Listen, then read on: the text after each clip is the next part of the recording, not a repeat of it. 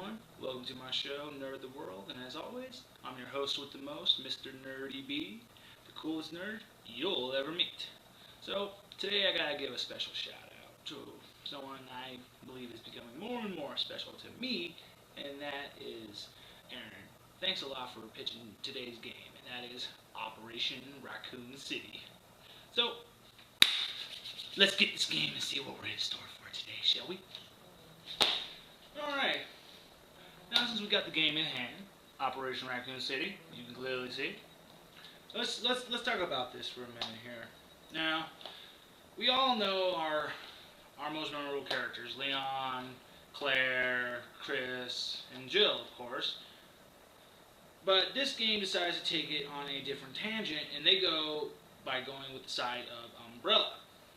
Now, the only real character I remember from Umbrella that has had any real influence on the canon, that was Hunk. And one of the characters, Victor, he's supposed to be Hunk's protege in the game. So, alright, here we are on the startup screen. And yes, it is very reminiscent of Resident Evil 5, except you have what appears to be a mutated fetus in the background. So, of course, you have campaign, versus, records, leaderboards, options. I don't need to get down to what's in the bottom.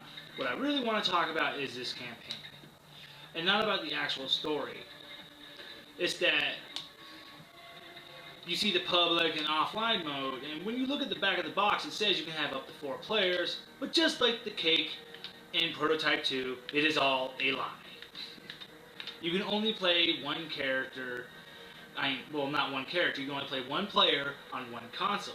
To have a 4-player game, you would have to have 4 PS3s connected to 4 TVs in your house and have everyone on each console. That is the only way you will do a 4-player in your house. So, let's talk about these characters. We have Spectre, he is for surveillance. Vector, this is Hunk's protege, he is for recon. Bertha, medic. Four Eyes, field scientist. Beltway, demolition. And then Lupo for assault. This really makes me think of nothing but Ghost Recon, because you have to have a squad. And I will say this now, it is best just to have the surveillance, medic, and demolition. And I personally always choose Vector as my character.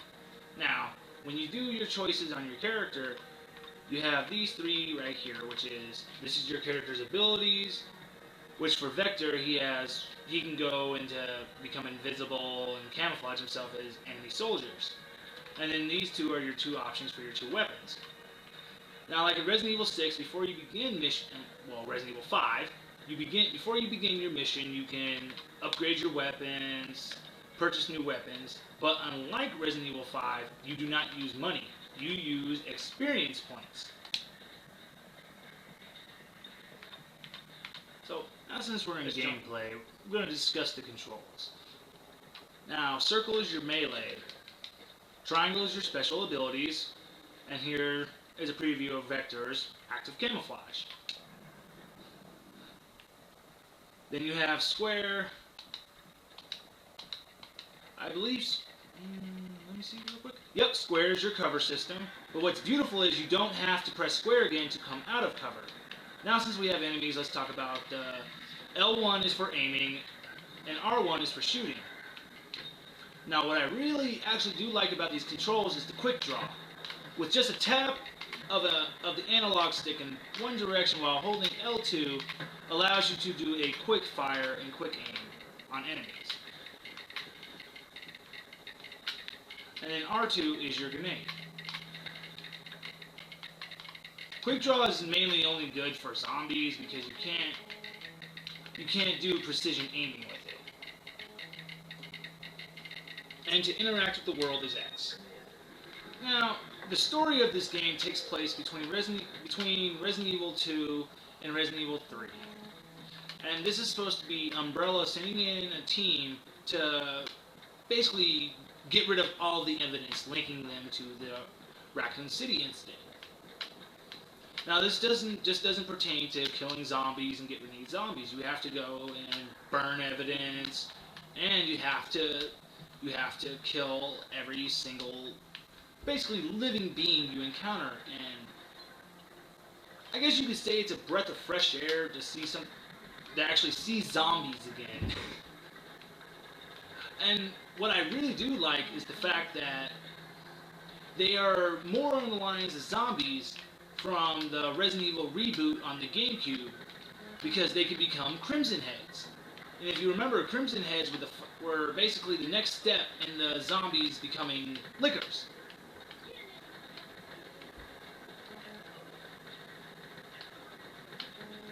Uh-oh. Now, another thing in this game is if they basically took it, well, I guess you could say something from Resident Evil Outbreak. One of the only good things is that if you become attacked so many times by a zombie, you will yourself become infected with the virus, and you have to go find the antivirus. Because if not, you will become a zombie and attack your teammates. Now, the only thing that does stink is that you can't, like, go run around as a zombie messing up your teammates. The minute you become a zombie, it's over. You have to wait to be respawned. And that does suck, because I think everyone would have enjoyed being able to play as a zombie in Resident Evil. Now, when you're doing melee, if you attack an enemy so many times, you should be able to institute your final hit kill. And with Vector, what happens when you do that is that he will take on the camouflage looking like that person. Now, I do have to say, unlike other squad-based shooters, your AI teammates in this one actually are not bad. When you are low on health, they will actually heal you. They aren't that bad of aim. They actually will kill just as many enemies as you will. But the one thing that does get irritating is that the AI is getting lost. You have to wait for all of your squad to be around you to institute the next part of the mission.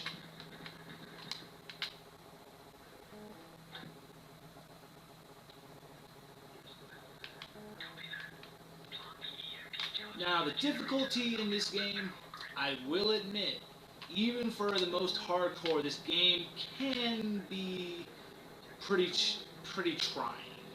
You will die a lot. It's not one of those games where you can just fly through, because the AI will be a little merciless on you.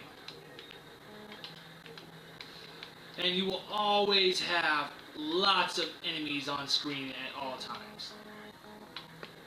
And look, this is perfect. I have just become infected. Now I'm a zombie. See?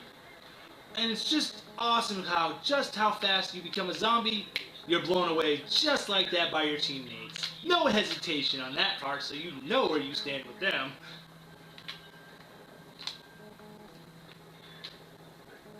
Alright, now since we jumped out of playing Operation Raccoon City, let me give my final words on this game. Now, I do like it, but there are a lot of aspects, I will admit, that are very frustrating with this game. Number one, the difficulty. If you're not a hardcore gamer, you will die a lot. And of course, I'm gonna talk about the fact that you give us a console, you offer us a squad of 4, and say, hey, play online, 2 to 8 players at a time. But we want to be able to play with 4 people on one console and just play the story mode. Yet, even that we're denied, and yet there's the 4 slots just right there sitting waiting to be played.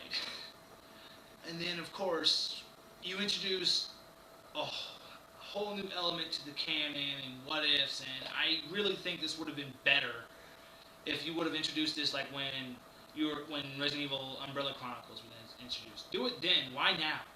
Why now? I have no idea. And really, do I say this is a game buy brand new? No, because a lot of people that are going to buy it brand new are going to do this. Never play it again. They're just going to toss it, play it, never play it again, or trade it in a GameStop. Now, used purchase, yeah, I say buy it used, save you some money, or just rent it, actually. It's it's more in lines not to own a rental. It's a rental, but it's fun. It's a fun gimmick, but not to own. So in the end, okay. So everyone, stay nerdy.